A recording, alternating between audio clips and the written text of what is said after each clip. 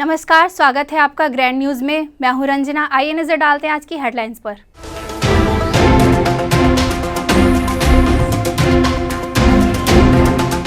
जिला चिकित्सालय बना भर्राशाही का चारागाह। चंद घंटे की होती देरी तो बंद हो जाती जच्चा बच्चा की सांसें।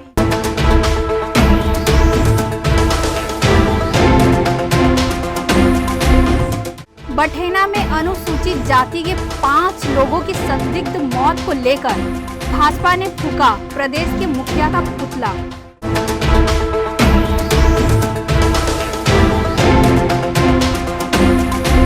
पंडित जवाहरलाल नेहरू चिकित्सालय की बदहाली का राज्यसभा सदस्य सरोज पांडे ने उठाया सदन में मुद्दा।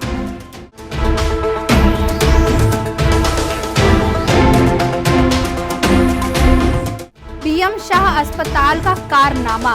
रीढ़ की हड्डी का सफल ऑपरेशन कर 24 घंटे में चला दिया मरीज।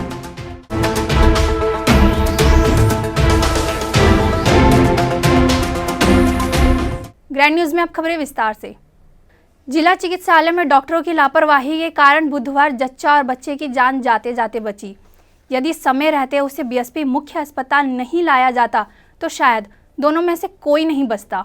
दुर्ग स्थित शासकीय चिकित्सालय में इन दिनों भर्राशाही राज कायम है। यदि किसी की जान जाती है तो हमें क्या वाला नुस्खा यहाँ पर देखने को मिलता है। बुधवार की सुबह प्रसव कक्ष में दीपा नामक महिला को प्रसव पीड़ा होने पर उसके परिजनों ने भर्ती कराया था। सुबह 6:30 बजे से प्रसव पीड़ा में छटपटा रही दीपा के गर्भ में पल रहे मासूम के दिल की धड़कन भी धीरे धीरे कम होती जा रही थी। सुबह 9 बजे ड्यूटी पर पहुंचने वाली डॉक्टर ममता पांडे लगभग 11:30 बजे पहुंची। हमें संतुष्टि से कोई जवाब नहीं दिया।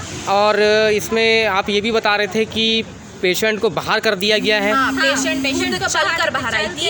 अंदर पेशेंट के पास में कोई भी फैमिली वाले को अलाउ नहीं किया गया था। हम जब बाहर वेट कर रहे थे तो हमने खुद देखा कि हमारी बहन तड़पते हुए चलते हुए बाहर पैदल अकेले आई। और उनको कौन भेजा था? वहाँ के जो इंचार्ज है उन्होंने भेजा था। जी, वहाँ की इंचार्ज ने उनको बाहर कर दिया। इस चीज़ में आप क्या कार्रवाई चाहते हैं? हम इस चीज़ में ज़्यादा से ज़्यादा कड़ी से कड़ी कार्रवाई चाहते हैं, क्योंकि अगर लेबर पेन हो रहा है तो इन लोग ट्रीटमेंट देने की बजाय हमें बोलते हैं कि तुम और वेट करो। तो कब तक हम वेट करते जब तक कि किसी बच्चे की जान चली जाती, किसी माता की जान चली जाती। और इसमें ये बताइए, जब डॉक्टर आप बता रहे थे डॉक्टर से आपने लिखने बोला कि कि आप कितने बजे आपने हमें सूचित किया है, तो क्या उनका कहना था कि हम ये लिखकर नहीं देंगे, हमारी अथॉरिटी में नहीं है। अच्छा, मतलब और वो कितने बजे आए हैं डॉक्टर ड्यूटी टाइम में? अपने टाइमिंग आती है 9 बजे, लेकिन डॉक्टर पहुंचती है 11:30 बजे। आने के बाद हमें इन्फॉर्म किया जाता है कि इनका पीड़िता का ट्रीटमेंट हम नहीं कर सकते हैं, या तो आप मेकाहारा लेके जाइए, या तो डॉक्टर थी तो उन्होंने इलाज क्यों नहीं किया? और इसमें जो है आप कार्रवाई चाहते हैं? हाँ जी, बिल्कुल चाहते हैं, क्योंकि यहाँ बात एक अकेले औरत की नहीं थी, उसके साथ में उसका बच्चा पेट में था। और आपने जस्ट अभी मुझे बताया कि आप जो प्राइवेट हॉस्पिटल में लाए हैं वहाँ पे बच्चे की धड़कन भी रुक गई थी, लेकिन यहाँ के अच्छे पल्स कम हो गई थी और यहाँ के डॉक्टर्स ने बहुत अच्छा ट्रीट किया है। अभी भगवान की कृपा से मेरे बहन के यहाँ लक्ष्मी आई है। अगर वहाँ पे रहती, यहाँ पर आके हमारी बहन को दूसरा जीवन दान। और यहाँ के डॉक्टर ने आपको बताया कि लापरवाही किसकी है? गवर्नमेंट हॉस्पिटल में पूरी लापरवाही की है, क्योंकि अगर हम उसको थोड़ा नहीं लाते, वो इस हालत में नहीं थी कि हम बेकारा हॉस्पिटल 1.5 घंटे का सफर तय कर सके। उस लड़की की हालत बहुत क्रिटिकल थी और हमने प्राइवेट एम्बुलेंस करके हमने प्राइवेट हॉस्पिटल उसे पहुंचाया है। और इसमें जो है क्या आप कार्रवाई चाहते हैं? अच्छी जी हाँ, कार्रवाई क्यों नहीं चाहेंगे। आज हमारी सिस्टर के साथ हुआ है, कल हुआ है हमारे सामने भी। वहाँ पे एक और केस हुआ, वहाँ पे एक और भैया है जो भड़क गए थे, क्योंकि उस लेडीज को इतना लेबर पेन हो रहा था, उसके बावजूद भी उसने बोला, किसी ने अंदर से उनको बोला कि बाहर आप जाओ। अच्छा। तो उनके हस्बैंड है या भाई मुझे नहीं पता, लेकिन उन्होंने फिर वहाँ पे जाके हल्ला, मेरे से पहले उन्होंने वहाँ पे जाके। और डॉक्टर का नाम बताइए? डॉक्टर ममता पांडे, जो कि 11:30 बजे पहुँची है। 11:30 बजे आके हमको जानकारी दी जाती है कि इनको आप रेफर कर दीजिए। और हॉस्पिटल के प्रबंधक से आपसे बात हुआ? हाँ, हुआ था। सर, मैं दुर्ग चिकित्सालय हॉस्पिटल अपने सिस्टर को लेके गया था, दीपा मिश्राम जी को, जिनको प्रेग्नेंट थे। उनका लेबर पेन चालू हो गया था और मैं हॉस्पिटल लेके गया हूँ। 6 बजे से करीबन उनको मैं एडमिट करवाया। वहाँ जाके पता चल रहा है कि डॉक्टर ही नहीं है। मैंने जो अंदर जाके जब पता किया कि डॉक्टर कब तक आएंगे, तो वहाँ मुझे स्टाफ ने बताया गया है कि 9 बजे तक के डॉक्टर आएंगे, लेकिन 11:30 बजे तक के सर कोई भी डॉक्टर वहाँ पे आया नहीं, कोई भी पेशेंट को चेक नहीं किया गया है और बहुत परेशानी और पेन उनको चालू हो गया था। और सिस्टर से जब नहीं रहा गया और डॉक्टर आके मुझे बताए हैं कि इनको रिफ़र किया जाए, मतलब रिफ़र कर दीजिए, हमारे यहाँ पे नहीं हो पाएगा। रिफ़र पेपर मांगने पे रिफ़र पेपर भी मुझे दिया नहीं गया है, ट्रीटमेंट बढ़िया से नहीं हुआ है। और मेरी सिस्टर को लेबर वार्ड से अचानक से बोला गया कि आप बाहर जाके बैठिए, आपका यहाँ नहीं हो सकता। तो मेरी सिस्टर पीड़ित अवस्था में बाहर आके, मतलब दीवार में हाथ पकड़ के, और उनका ब्लीडिंग वगैरह चालू हो गया था। इस अवस्था में आके बाहर आके टेबल में बैठा दीजिए उनको। जब इस चीज़ का जानकारी मुझे हुआ, अंदर जाके हमने बातचीत करना चाहा डॉक्टर से, तो सीनियर डॉक्टर बात करने के लिए तैयार नहीं है। जूनियर डॉक्टर जो है सही से बात नहीं कर रहे, सही से कोई व्यवहार ही नहीं कर रहे हैं। आप उन्हें फिर कहाँ लेके आए? उन्हें हम लेके आए सेक्टर 9 हॉस्पिटल। वहाँ पे सेक्टर 9 हॉस्पिटल में पता चला कि आप तो जो है लेट कर चुके हैं, मतलब लेट आए हैं। तो इस कारण से क्या, बच्चे की जो हार्ट बीट है वो रुक चुकी थी। 4 घंटे की मशक्क़त से सेक्टर 9 हॉस्पिटल में जो डॉक्टर है 4 घंटे की मशक्क़त से जो है मेरी सिस्टर और मेरे भांजी को बचा पाए। भांजी हुई है दीपा मिश्राम जी को, जो मेरी सिस्टर है उनको लड़की हुई है, उनको जो है 4 घंटे की मशक्क़त से जो है डॉक्टरों ने बचाया है। और दुर्ग चिकित्सालय वाले को मैं ये चाहूँगा कि अच्छी, मतलब उनके ऊपर कार्रवाई होनी चाहिए। अभी आप क्या चाहते हैं, कार्रवाई करना? जी, मैं जो है दुर्ग हॉस्पिटल जो है उनके डॉक्टरों के ऊपर मैं कार्रवाई करना चाहता हूँ कि जिस परिस्थिति में हम लोग आज रहे, उस परिस्थिति में दोबारा कोई व्यक्ति ना रहे। और डॉक्टर अपने जो है कर्तव्य से पीछे हट रहे हैं, लाख रुपए पेमेंट ले रहे हैं, लेकिन 10,000 का भी जो है ये काम नहीं कर रहे हैं। और इतना संघर्ष करने के बाद वहाँ पे जो है हमें पेपर भी दिया नहीं गया। हमारे पास में जो मेडिकल रिपोर्ट थी, मेडिकल रिपोर्ट भी जो है हमसे ले लिया गया और हमसे ज़बरदस्ती आवेदन लिखवाया गया वहाँ पे कि आप अपने सहमति से लेके जा रहे हैं। लेकिन हमारी कोई ऐसी सहमति नहीं थी कि पेशेंट को लेके जाना है। ज़बरदस्ती हमसे आवेदन लिखवाया गया है वहाँ पे, डॉक्टरों के जोर ज़बरदस्ती थे। अभी आप कोतवाली थाने गए थे क्या, आवेदन देने गए थे क्या? जी सर, मैं सिटी कोतवाली थाने गया था आवेदन देने, प्रभारी साहब नहीं थे। अभी मैं फिर जाऊँगा और वहाँ पे आवेदन दूंगा। इस चीज़ का मैं सर कड़ी से कड़ी कार्रवाई करवाना चाहता हूँ। डॉक्टर ममता पांडे ने प्रसव कक्ष में पहुंचकर दीपा का इलाज करने की जगह परिजनों को बुलाकर सीधे शंकराचार्य अस्पताल मेकाहारा रायपुर या फिर पांडे नर्सिंग होम में ले जाने की सलाह दी। परिजनों की बहस के बाद दीपा को प्रसव कक्ष से बाहर जाने को कहा। परिजनों ने दीपा को बीएसपी मुख्य चिकित्सालय में लाकर भर्ती कराया, जहां डॉक्टरों ने दीपा और उसके गर्भ में पल रहे बच्चे को 2 घंटे के अथक प्रयास से बचा लिया। दोपहर में दीपा ने एक स्वस्थ कन्या को जन्म दिया। आखिर शासकीय अस्पताल में पदस्थ डॉक्टर इलाज की जगह मरीज की जान का सौदा क्यों करते हैं? अपने क्लिनिक में ही इलाज कराने की सलाह देकर वहीं भेजकर एक मोटी रकम वसूलते हैं। कैमरा पर्सन अतुल शर्मा के साथ संतोष तिवारी की रिपोर्ट। बठेना में हुई अनुसूचित जाति के 5 लोगों की संदिग्ध मौत को लेकर भाजपा शहर मंडल के द्वारा बुधवार को प्रदेश के मुखिया भूपेश बघेल का पुतला दहन किया गया। भारतीय जनता पार्टी प्रदेश नेतृत्व के आह्वान पर पाटन विधानसभा के ग्राम बठेना में अनुसूचित जाति के एक ही परिवार के 5 लोगों की संदेहास्पद मृत्यु पर सवाल उठाते हुए और पीड़ित परिवार को न्याय दिलाने की मांग को लेकर मंडल स्तर पर पुतला दहन का कार्यक्रम बुधवार को आयोजित किया गया। पुतला दहन कार्यक्रम में पार्टी जिला अध्यक्ष शिव कुमार तमेर, भाजपा प्रदेश कार्य समिति सदस्य एवं पूर्व महापौर सहित अन्य कार्यकर्ता व पदाधिकारी मौजूद रहे। आक्रोशित प्रदर्शनकारियों ने पूरी तैयारी के साथ पुतला दहन का आयोजन किया। मुर्दाबाद के नारे के साथ प्रदर्शनकारियों ने पार्टी कार्यालय से निकलकर पुतले को दहन करना चाहा। इस बीच प्रदर्शनकारियों और पुलिस के बीच काफी झूमाझटकी भी हुई, लेकिन प्रदर्शनकारियों के आगे पुलिस की एक न चली। आनन फानन में पुलिस ने आक्रोशित युवाओं और पुतले पर पानी की बौछार कर पुतले को छीनने में सफलता हासिल की। इस पूरे प्रदर्शन को लेकर आईटी सेल संयोजक राजा महोबिया ने राज्य सरकार की निंदा करते हुए अपनी बात कुछ इस तरह से रखी।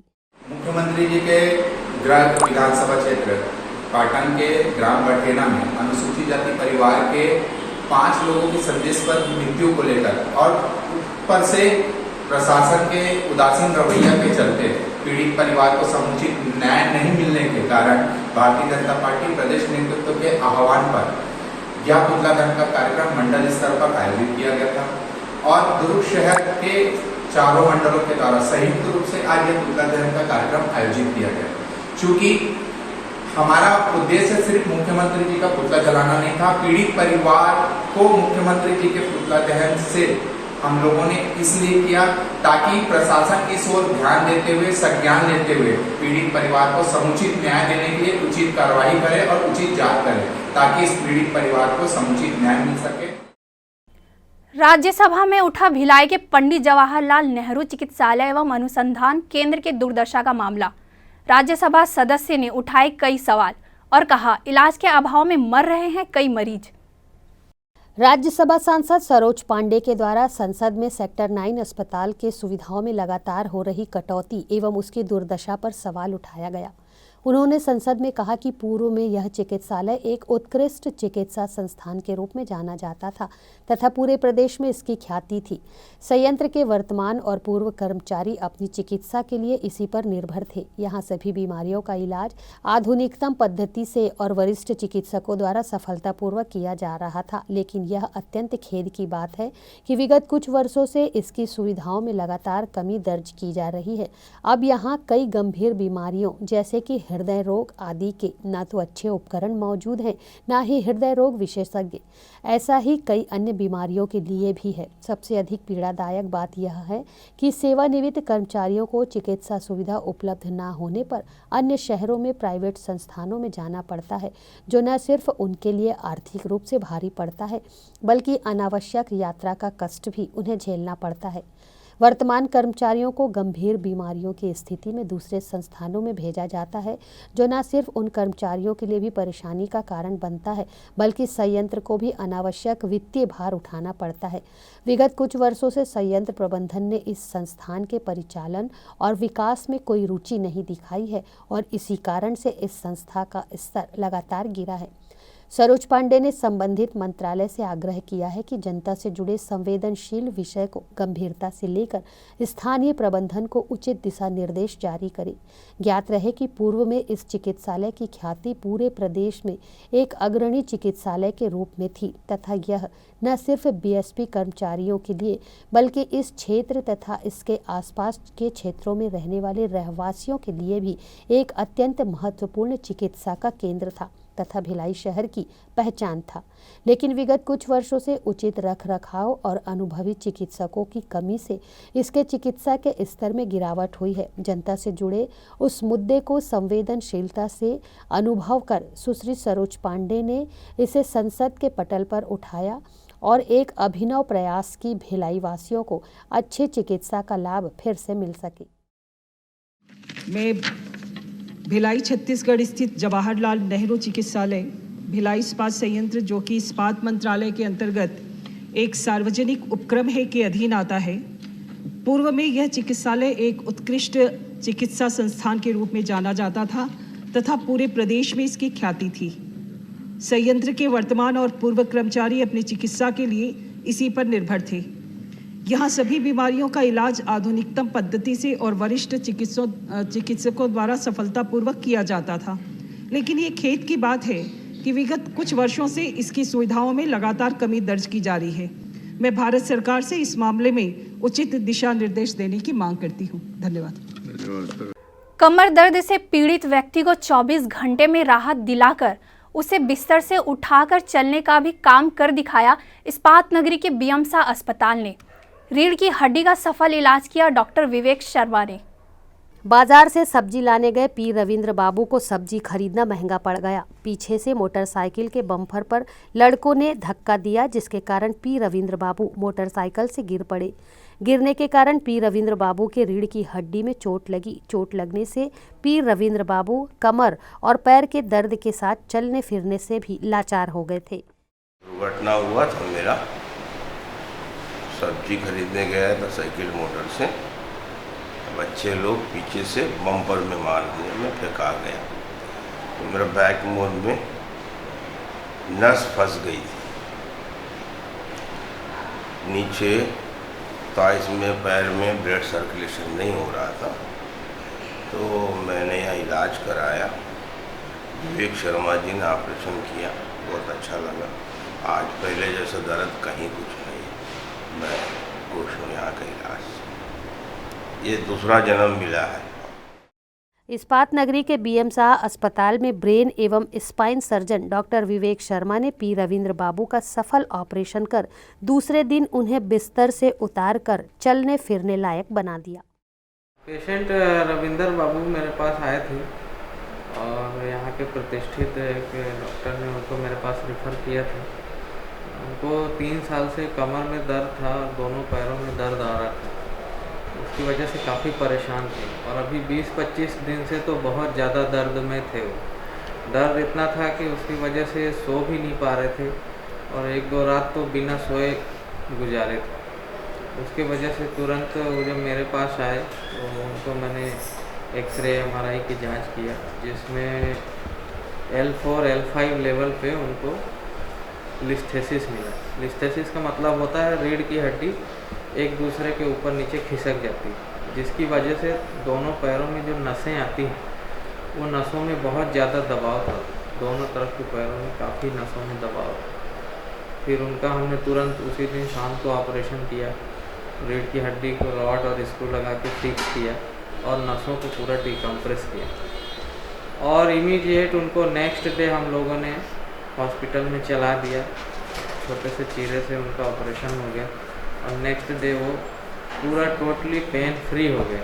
मतलब वो इतने ज़्यादा खुश थे कि पिछले 20-25 दिन से जो सो नहीं पा रहे थे दर्द की वजह से, वो ऑपरेशन के अगले ही दिन उनको पूरी तरह से आराम हो गया और उसके बाद धीरे धीरे पेशेंट इम्प्रूव हुए और आज उनको हम लोगों ने टाँके वगैरह काट के डिस्चार्ज कर दिया।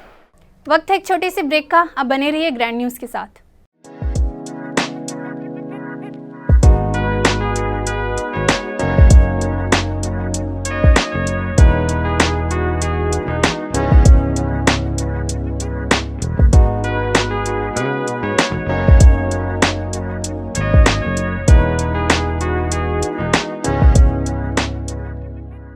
Celebration safari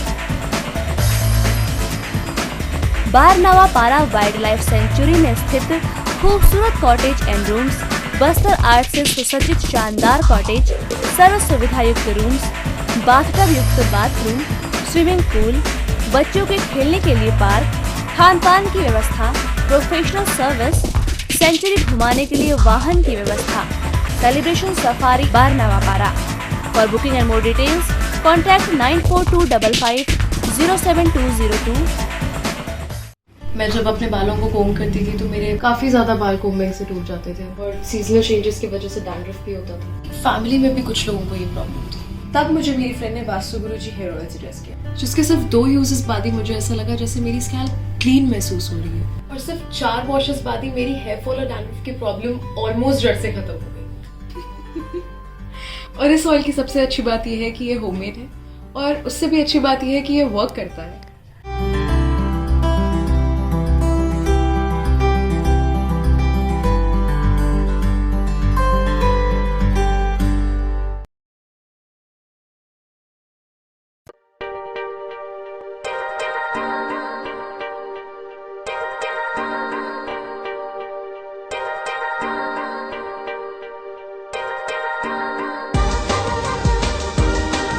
Relationships are forever.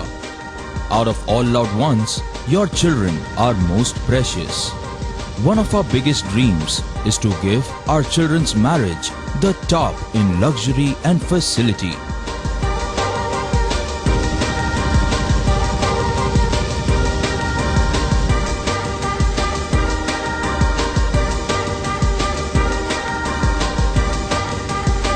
In today's busy life, you cannot afford to take time out for everything to be perfect for your marriage. And you cannot compromise on quality of service for your guests. Our customized marriage packages are made just according to your wish. This presentation will acquaint you with the different luxury packed marriage packages available. This package has an elaborate menu with 60 mouth-watering items. Bharat Swagat including welcome drink, snacks and sweets, a breathtakingly decorated welcome gate and the arena decorated with flowers. To give you the best colors in view, we organize special light effects for all areas. We take care of decorating the groom's car to its best attire and exclusive DJ beats for extreme fun and valet parking to make your guests feel like an emperor. Our exclusive add-ons give you unlimited freedom to customize your ceremony to its best. दुर्ग जिले में चिकित्सा के क्षेत्र में वरदान साबित हो रहा एसआर हॉस्पिटल एवं research centre. Dhamda road Chikhli में संचालित एसआर हॉस्पिटल एवं रिसर्च सेंटर में सुविधाएं। भारत सरकार की आयुष्मान योजना के तहत मरीजों का निशुल्क अस्पताल में इलाज, आईसीयू, एनआईसीयू की सुविधा, इलाज से संबंधित सभी कार्य, सिटी स्कैन, एक्सरे, सोनोग्राफी और ईसीजी के साथ 24 घंटे मेडिकल स्टोर्स की सुविधा उपलब्ध है। भारत सरकार की आयुष्मान योजना के तहत जले हुए मरीजों, एक्सीडेंटल मरीजों एवं पाली ट्रामा के मरीजों का भी इलाज किया जाता है। हॉस्पिटल में 24 घंटे एम्बुलेंस की भी सुविधा उपलब्ध है। एसआर हॉस्पिटल में हड्डी से संबंधित सभी रोग, दांतों से संबंधित सभी रोग और सभी बीमारियों का इलाज अनुभवी डॉक्टरों की टीम के द्वारा किया जाता है। हमारा पता एसआर हॉस्पिटल एवं research centre, Chikhli road, Durg, Chhattisgarh. Helpline number 6262613200, 6262613300, 6262613400। Break के बाद आपका स्वागत है। शिक्षिका रेखा अग्रवाल को प्रशासन द्वारा शासकीय आवास की सुविधा प्रदान की गई है, लेकिन आवास के सामने अवैध कब्जा कर आने जाने के मार्ग को बंद कर दिया गया है, जिस पर रेखा अग्रवाल ने प्रशासन से कब्जे को हटाए जाने की मांग के साथ अनिश्चितकालीन धरने का आह्वान करते हुए धरने पर बैठ गई है। धरना स्थल पर अकेली लेकिन मजबूत इरादों को लेकर बैठी रेखा अग्रवाल प्रशासनिक आवास मिलने पर परेशान है। गौरतलब है कि शासकीय सेवा पर रहते हुए कई सालों के बाद शिक्षिका रेखा अग्रवाल को दुर्ग के बस स्टैंड के समीप आवास की सुविधा दी गई है। आवास की सुविधा तो रेखा को मिल गई है, लेकिन आवास के आमने सामने निकासी मार्ग पर अवैध कब्जाधारियों ने कब्जा कर आने जाने के मार्ग को बंद कर दिया है, जिस पर रेखा अग्रवाल ने सवाल उठाए हैं। उनका कहना है कि अवैध कब्जे को हटाने उन्होंने कई बार शासन प्रशासन को सूचित किया, लेकिन प्रशासनिक तौर पर कोई उचित निर्णय नहीं लिया गया है, जिसके कारण उन्होंने धरने का सहारा लिया है और जब तक उनकी बात पर कोई उचित फैसला नहीं लिया जाएगा वो धरने पर लगातार बैठी रहेंगी। दिसंबर 2020 की स्थिति में शासकीय आवास आवंटित हुआ है। उस शासकीय आवास पे बाहर से आए व्यापारी और ये तकियापारा के जितने भी जो मुस्लिम्स हैं उनका कब्जा है मैडम, और इसके लिए मैं कई बार कलेक्टर साहब को, तहसीलदार साहब को आवेदन दे चुकी हूँ, नगर निगम दुर्ग में भी, पर आज तक वो कोई कब्जा हटाने आया नहीं है। और ना ही आने जाने का रास्ता है, ना घर में घुसने के लिए रास्ता बन रहा है। इस स्थिति में मैडम कैसे उस आवास पे रहा जा सकता है? और जैसे कोई आता भी है काम करने के लिए, उसको ये लोग मार पीट के पूरे लोग भगा देते व्यापारी लोग। और 2-4 बार ऐसा हुआ कि तकियापारा के जो पार्षद महोदय हैं अब्दुल गनी सर, उनका भी फ़ोन आया कि इनको मत हटाओ करके। तो मैडम शासकीय कर्मचारी हैं हम लोग, हमारी मदद अगर शासन प्रशासन नहीं करेगा तो कौन करेगा? अभी आप क्या चाहती हैं? मैं बस ये चाहती हूँ मैडम, जो मेरे को आवास आवंटित हुआ है उस पर मैं रहना चालू करूँ तो कम से कम आने जाने के लिए रास्ता तो मिले मेरे को।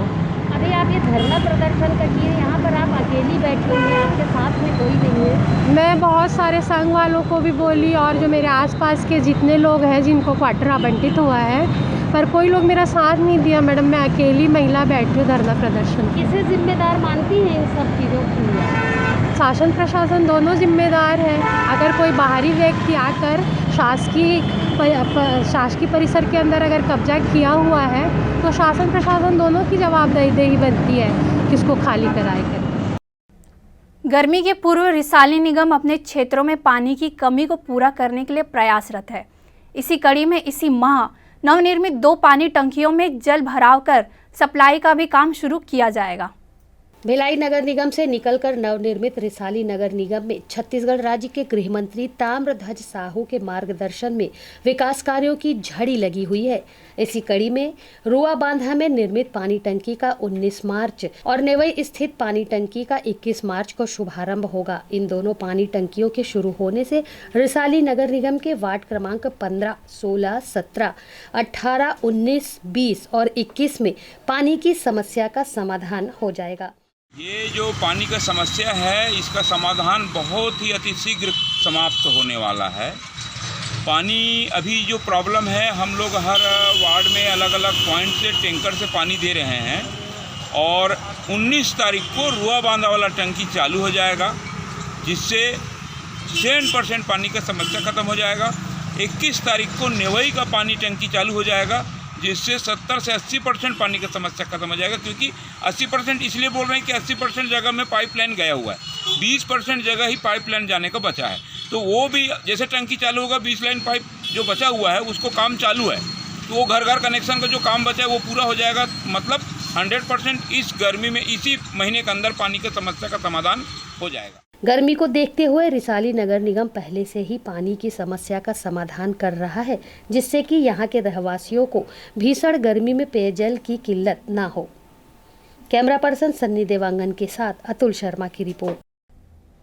जिला विधिक सेवा प्राधिकरण शिविर के तत्वाधान में लापरवाह वाहन चालकों को समझाइश देने के लिए जागरूकता अभियान की शुरुआत की गई है, जिसके तहत दुर्ग के पटेल चौक में शिविर लगाकर वाहन चालकों से बंध पत्र भरवाने की प्रक्रिया आरंभ है। नशे के हालत में वाहन नहीं चलाने की समझाइश भी लोगों को दी जा रही है। जिला विधिक सेवा प्राधिकरण के अध्यक्ष व जिला सत्र न्यायाधीश राजेश श्रीवास्तव के मार्गदर्शन में जागरूकता शिविर का आयोजन किया गया, जिसके तहत शहर के मुख्य चौक चौराहों पर शिविर लगाकर लापरवाह वाहन चालकों को समझाइश देने का कार्य किया जा रहा है। इसी के तहत दुर्ग के पटेल चौक में लगाए गए जागरूकता शिविर में पहले ही दिन 1040 वाहन चालकों को यातायात नियमों की अनदेखी करने पर उन्हें नियमों की जानकारियों से अवगत कराया गया। वाहन चालकों को जागरूक करने के उद्देश्य से लगाया गया शिविर 19 मार्च तक जारी रहेगा और इस शिविर के माध्यम से चौपहिया व दोपहिया वाहन चालकों को यातायात के नियमों से अवगत कराते हुए यातायात संबंधी विभिन्न जानकारियां दी जा रही हैं, जिसमें बड़ी संख्या में लोगों ने रुचि भी दिखाई है। शिविर को लेकर विधिक सेवा प्राधिकरण दुर्ग के सचिव व व्यवहार न्यायाधीश राहुल शर्मा ने विभिन्न जानकारियों से अवगत कराया।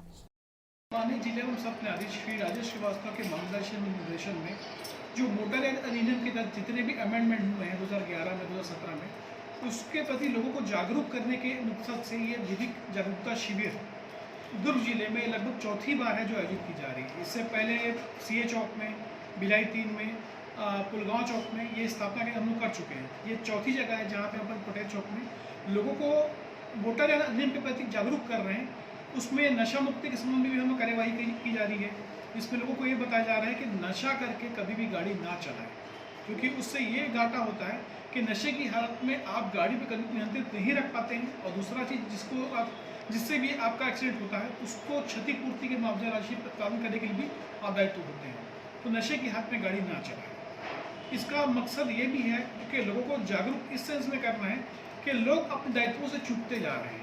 3 सवारी गाड़ी चलाते हैं, 18 साल के कम उम्र के बच्चे गाड़ी चला रहे हैं, बिना लाइसेंस के लोग गाड़ी चला रहे हैं।